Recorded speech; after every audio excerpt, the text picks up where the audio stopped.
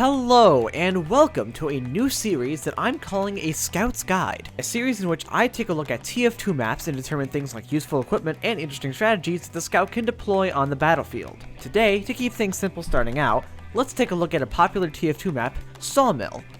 Sawmill is a simple map playable in either King of the Hill or Capture the Flag, comprised of a red side, blue side, and a middle point. When you'll load in, you'll be either on the red or blue side. From spawn, you can either go downstairs and walk through either the buildings or the yard, or leave upstairs via the balcony and either jump down to the ground or walk onto the rooftops. From your chosen path, you can navigate to either the middle point from the yard, buildings, or rooftops, or walk on over to either the map's corner locations, being either the waterfall and its cave, or the log shed and its pond. From any of these locations, you can move into the enemy spawn to get the drop on attacking enemies, or harass backline classes like engineers and snipers. If you're playing on King of the Hill, you'll be focused on the middle point and helping your team capture it. If you're playing on Capture the Flag, you'll be focused on getting into the enemy team's basement to get their intel and escape back to yours. It may not look like it at first, but each of the team spawns actually have their own unique aspects to them. On Sawmill, red team side will always have direct access to the log shed, while blue team side will always have access to the waterfall.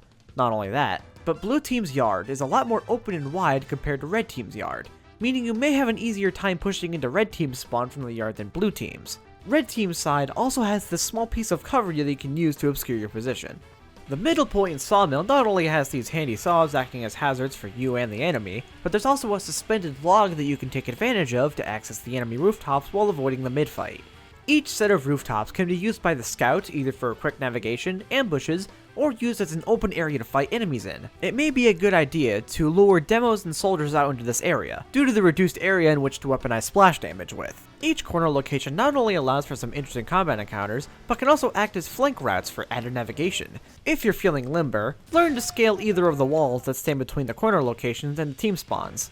The normal doorways linking the areas is very tight and easy to get punched around, and already being on the high ground is not only great for added navigation, but also for combat. The Force of Nature is always a good pick for Sawmill. Not only does its push allow for direct usage of the saws that spin around mid, but the added jump can allow you to more effectively navigate the rooftops and scale the map's walls. If you're looking for alternatives, the shortstop can push enemies in a pinch, and the winger and atomizer can provide additional mobility just fine. It is important to keep in mind, however, that Capture the Flag makes a few noticeable changes to Sawmill.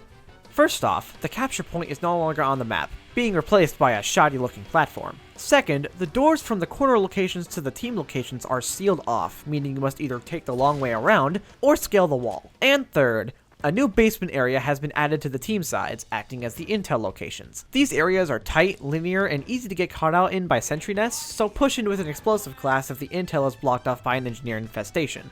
When playing Sawmill, weaponize the high ground, use your mobility to navigate the map with ease, and be sure to keep in mind the differences between the COTH versions and CTF versions of Sawmill. And so we wrap up the first episode of A Scout's Guide. Let me know what maps you want me to cover next, and I will see you all in the next installation.